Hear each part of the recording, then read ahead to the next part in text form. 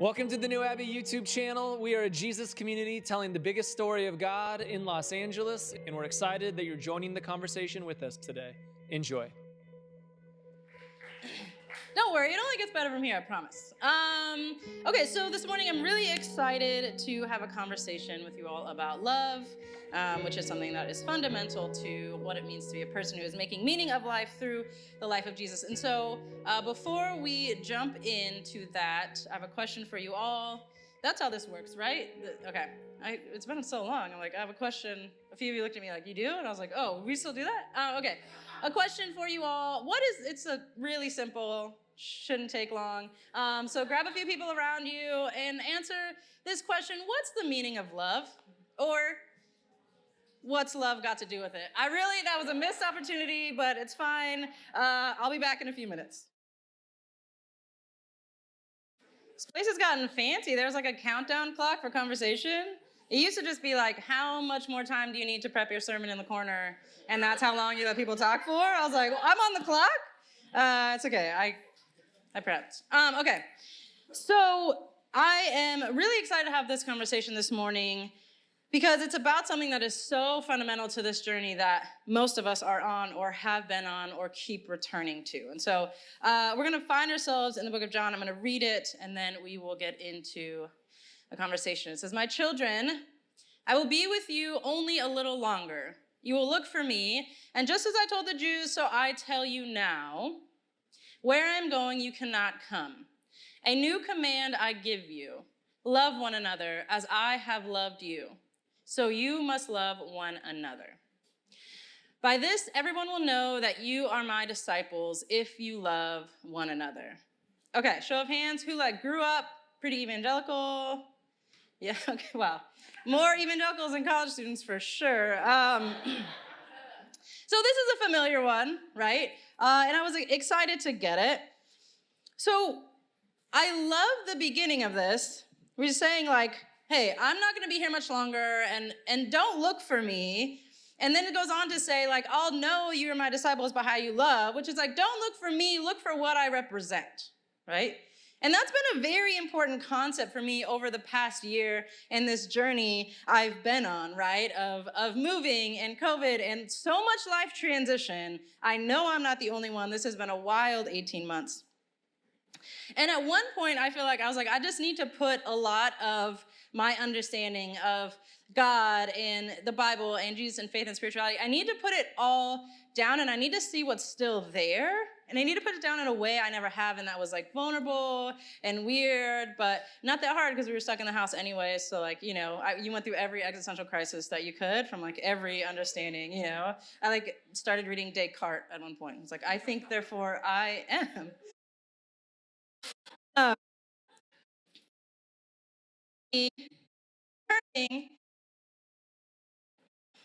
I know it when I feel it, and I know it when I experience it. And it's not about finding these truths and finding proof and why is the Bible real? And oh my gosh, an archaeologist found a piece of wood and the fossil of a bird, and so the ark was real, and now I can rest easy knowing that my faith is secure, right? Anyone else have that evangelical kid nightmare of what if I'm wrong? What if it's all wrong? What if it's all made up? And so you're searching for actual clues, and where's the empty tomb? And actually they found a tomb, they think it might be it, and there's a little bit of blood left on it.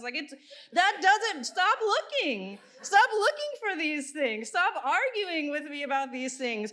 What I know to be true is seeing what this story, what the person of Jesus represents in the world and in other people. That is my experience. That is what I know. Was there a zoo boat? I don't know. Your guess is as good as mine. If you want to really argue something about it, or I'm sure Corey is available for coffee to talk all the way about how the universe started to whether or not that is even physically possible. Sure, you can argue with Corey. But I would like to live in this reality where I know that these things are real by seeing them be represented in the world, by representing, by experiencing them, right? And so when I think about this passage and what I've come to understand and feel to be true about love is that it is this unshakable knowing, unshakable belief in the fundamental goodness of every single human being, myself included. And that if we can see that goodness, then love will be the thing that pours out. It doesn't always look the same, but it looks like knowing that if we are fundamentally good, then at any moment, at any second, we have an opportunity to return to that goodness. And what does that mean for how we live and move in the world? Okay, so before we get too far into this, I just need to have a vulnerable moment and talk about like a real weird guilty pleasure I have. So, for being honest, if I have a few glasses of wine, or like I'm up too late at night and bored, I stalk megachurch pastors on the internet. It's what I do with my time. It usually starts pretty like casual, like an Instagram account, or like the church's Instagram, and then I'll see the tagged pastors, and then I'll go there, and then if I'm going really deep, next thing you know, I'm like watching sermons, and it exposes one of the most unhealed parts of myself. Because as I'm watching this, here's what will happen. It will start off super casual, and by casual, I mean like narcissistic and being like, I wonder if I have more followers than this pastor I used to work with. If we can't be honest here, where can we be honest? And then I'll, what are they wearing? And then I'll watch the sermons, and I'm just like reading them for filth. I'm like, yeah, that's why your joke didn't land. You're holding the microphone weird. Those shoes don't even look right. I bet that was a laugh track. Oh, the lasers. Yeah, of course you need the band behind you because you're not doing, wow, theologically that doesn't even make sense. You don't even make sense, right? And I'm just like ripping, because here's the reality, right? I have this narrative in my mind, and I'm not going to say it's wrong or false, but my understanding of megachurch pastors and why it makes me so angry and why I dislike it so much is because, for all intents and purposes, they're kind of the worst, right? They create these machines, these things that bring people in, and they can't change their beliefs, and they have to subscribe to this like brand, and they have to do these things, and then theologically they're like not super sound and actually pretty harmful, but like they don't tell you that, and they don't want to tell you where they stand on things, even though they have a stance, because they want the tithe dollars, but the tithe dollars matter more than people's feelings, so they like don't really say anything. You have to like dig really deep to find everything, but they don't even believe what they say they believe, and they don't live like they preach, so then they have to like pad that insecurity with like really nice shoes and like really nice watches, and then they like measure success by like how many celebrities go to their church or how many scandals they can avoid. I mean, ugh, right? And so usually it's at this point in my journey where I am reminded, girl, that was you less than 10 years ago. And then I'm like, damn, I should have just gone to sleep. And that's why I hate it so much. Because here's the reality. If we want to live in a way where we are known by love, where we are known by the reality that we believe in the fundamental goodness of every human being, it has to be true about us. And for a lot of us, there are parts of our journey where we do not see that goodness. The reason it's okay for me to hate those pastors is because I hate that version of myself. I haven't been able to fully sit with that version of myself and forgive her and find compassion for her. When I think about the 25-year-old me getting off of a stage where I just spoke in front of young women telling them not to have sex before marriage, I hate her too. I would probably watch that video and be like, your jokes didn't land, you needed a laugh track, your shoes look whack. Because sometimes when we go on this evolutionary journey, as we all have, we are able to understand and wrap our minds around our goodness now, right? My goodness is true about me now that I am anti-racist, now that I'm living in my truth as a queer person, now that I'm involved in this super progressive church like New Abbey. Like, we love our New Abbey selves. Our New Abbey selves are really good. But our Calvary Chapel selves, I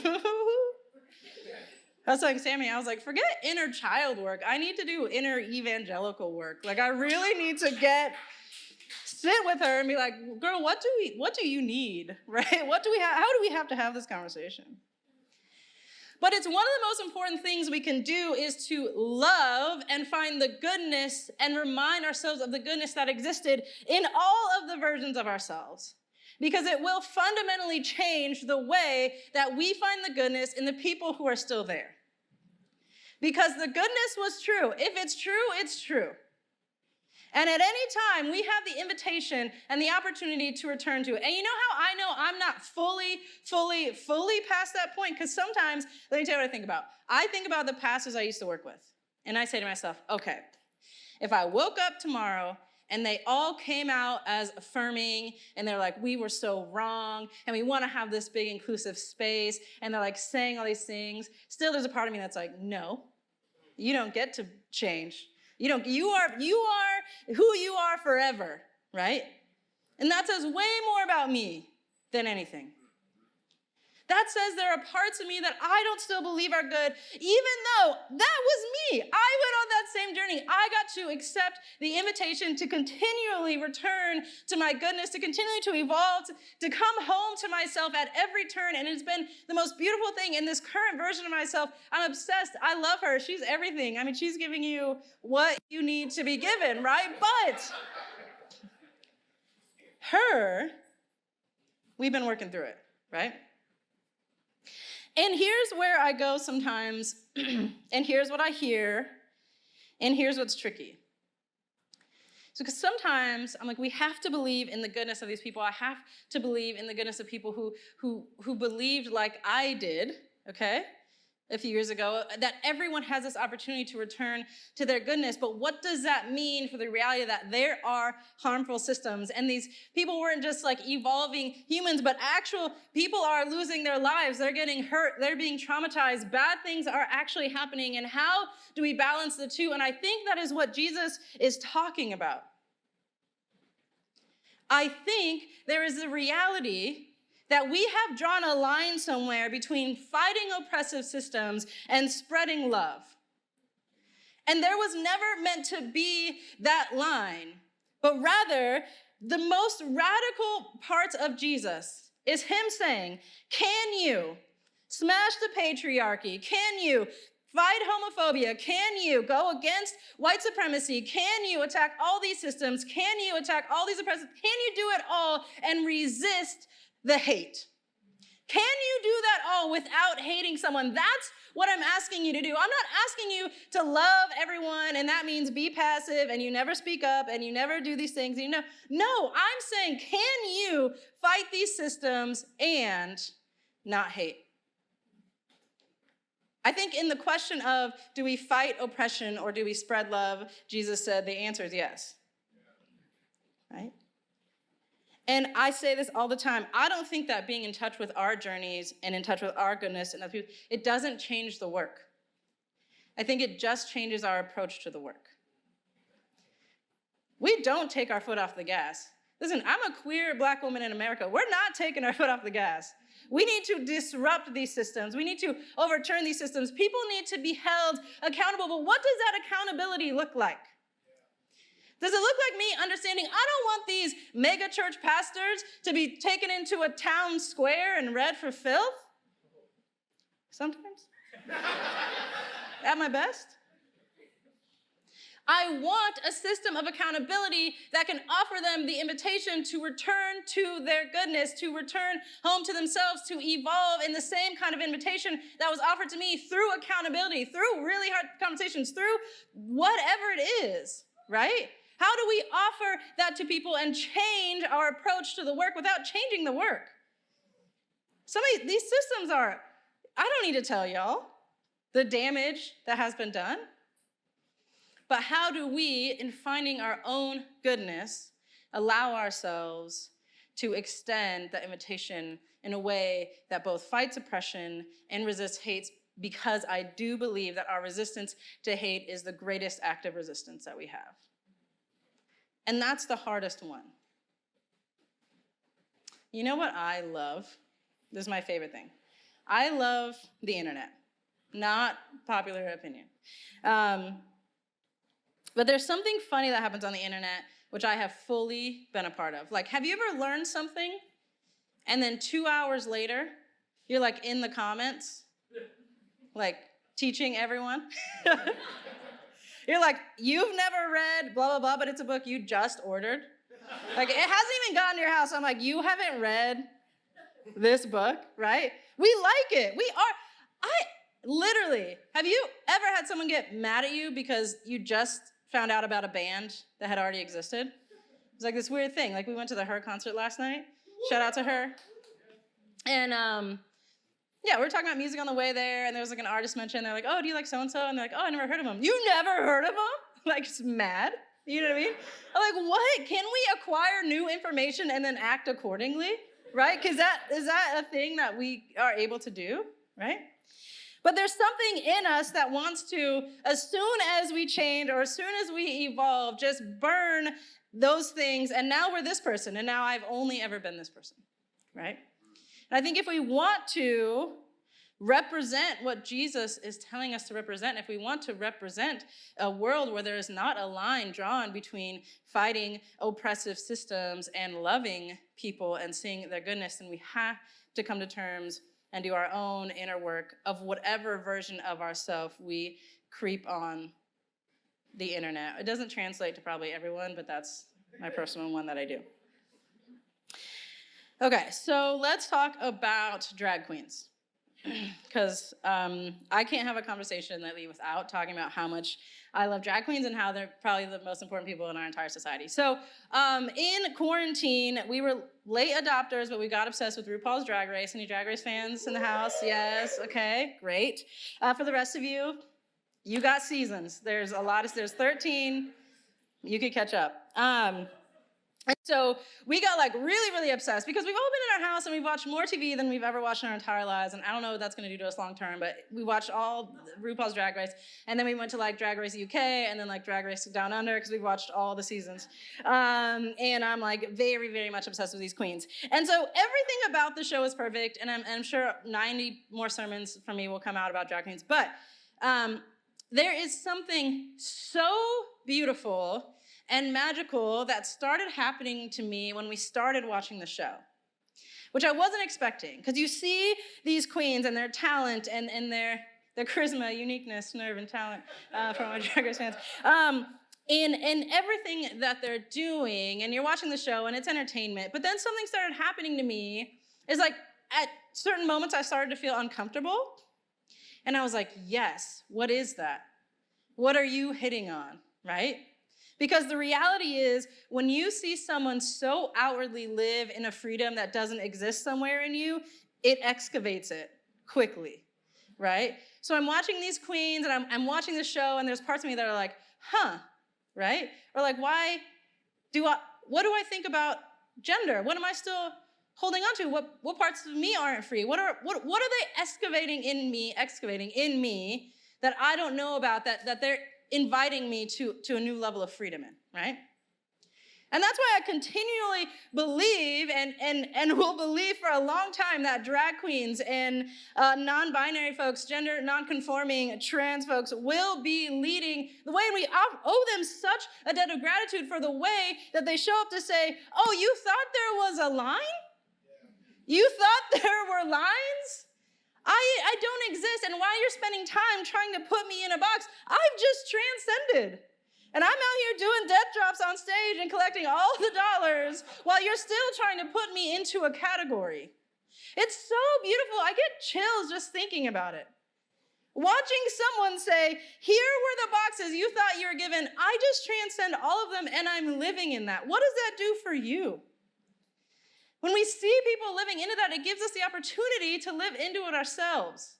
In all of those lines, I think all the time, why does it feel, as someone who cares about social justice, as a queer person, as a black person, as a woman, as all of these things, why does it feel like there's a line of I'm either doing the work or I'm loving people? Why does it feel like I have to put myself into one of those boxes? And if I'm advocating that people are good and they can evolve, then I'm not doing enough work? And if I'm doing the work, then people can't be good? Am I good? Was I good? Was 25-year-old me good? Will I see me as good in 5 years when I'm sure I will learn a hell of a lot more than I know now? Do I get to be good, right? How many people in here would say they are anti-racist? Right? That was a test, that's it. Right, we all would. But were you good before you knew what you knew now? Or do you feel like you are earning your goodness as you go throughout your life? Because if you have to earn your own goodness, then everyone around you is going to have to earn it from you too. And that's when we get stuck in a lot of spots we ain't supposed to be in, based on this. Right? That's when you start, we're not going to know you by your love and by believing in that goodness. We're going to know you by how many points you give people based on what words they know and do they say it right and how long have they been saying it and what books have they read and are they a part of the, right? Let's stop with all, I call it progressive amnesia, right? I'm like, girl, what? 2 years ago, we were saying the same thing, right? And now you want to pretend like you've known this all along? No, I remember before you knew this, right? If we don't have that progressive amnesia, if we can connect to that reality and then connect that to our goodness, we can do so much in the world. There was never a line between fighting oppressive systems and loving people. There was never a line between when your goodness was offered to you and when it's not, when it was true about you and when it wasn't. If we can eradicate that line, if we can take some lessons from people who don't fit in any boxes, if you can see your goodness transcend every evolution of who you are, then you can offer that same thing to people. And then I actually think we might get a little bit farther in the work. Don't get me wrong, I love people just going off in a comment section. But, right? What does it look like to live as an invitation to the reality that you know, that you believe to be true? Again, it doesn't change the work. It changes our approach to the work. It changes us as people. It changes the way we fight. It changes the way we love. It changes all of these things, and it's so important because we need some change. Sometimes I'm looking, I'm like, is this just what we're going to do? And we're just going to do it? Or can we look at our lives?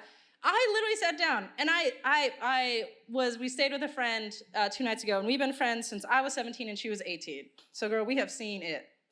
And I had this flashback moment that I hadn't thought about in a while, but I remember one time another one of our friends asked us, she's like, what do you guys think about gay marriage? Okay, this is back before it was legal. Wow, yeah, I was like, legal? Is that the right one? Yeah, before it was legal. And I was like, no, I don't really think so. She was like, yeah, me either. Like, you know what I mean? Like, both of us together were like, no, we don't think it's right. Okay? You know, we're like 18, 19. She was at my wedding. It's fine. We all, you know. But that's the reality that I'm in touch with that part of myself. I know that was me. And I know that I know what it feels like to believe that. If I know what it feels like to believe it, then it should change the way I interact with the people who believe it now. Not that I'm not holding accountability, not that I'm not critiquing, not that I'm not educating, but that I'm believing that at any moment they are available to accept the invitation to evolve, just like I accepted the invitation to evolve. And that's different. If we believe that to be true about the world, it changes the way we fight these systems. One of my favorite quotes from James Baldwin, as if you can pick a favorite. But it goes, I imagine the reason that people cling so tightly to hate is they fear once the hate is gone, they'll be forced to deal with pain. Right. James, what?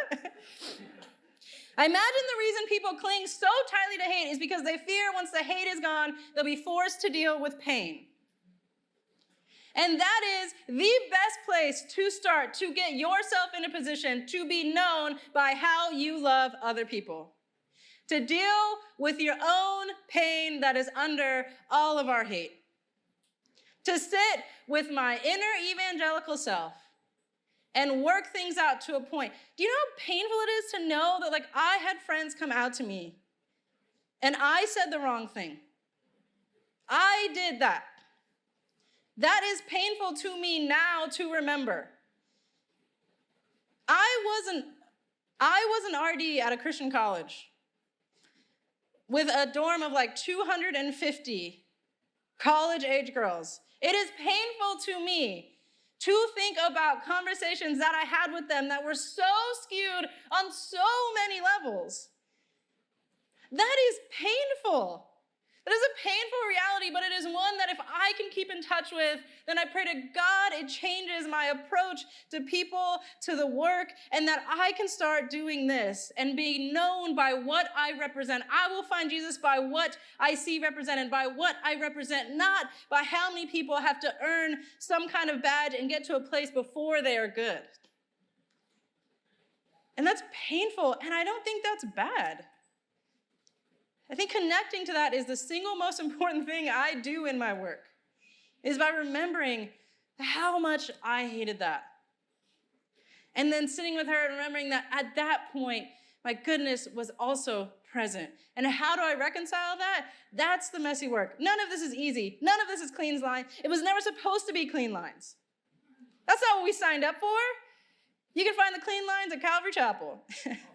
I don't know. That's my second Calvary Chapel joke, and I don't even know where that came from. It's fine. And sometimes I think about, I was telling my therapist, I was like, it's kind of nice to like believe in something that's just like already laid out for you. You know what I mean? Like, for those of you who maybe like were in a more conservative, like, wasn't it kind of nice? Like, you're just like, here's what to believe. Here's what to do. Here's what not to do. If you check this list, then you're going to go to heaven. And if you don't, and you're like, okay, cool. Like, just make it easy for me. It's not really internal. It's just like more of this list. And you're like, I could do a list, right? Granted, that's all wrong. But the simplicity of it was like intriguing, because without that, the reality of it is messy and nuanced and changes and is painful and is great and is happy and is sad and is all of the things and is every emotion. And I think that's the beautiful part about it. And so as we go on being people who want to practically live out what it means to love someone as Jesus has loved us, I think we see Jesus again and again and again offer everyone in every situation an opportunity to return to their fundamental goodness. Hey, you want to stone this woman because she did something, but remember you did something too? How can you sit with that reality? What does that look like moving forward? Right? And so as we all leave this place this morning, how do we have an opportunity to return to our own goodness, to believe in our goodness in every iteration of ourselves? And how does that change our approach to the work that we do outside? How does it change our relationships with people who aren't where we are, but are where we were, are where we have been? How do we allow ourselves to sit with what it felt like to be there, to grapple with our goodness? And what does that mean moving forward? And how does it impact people who are so much farther down the road than us, right?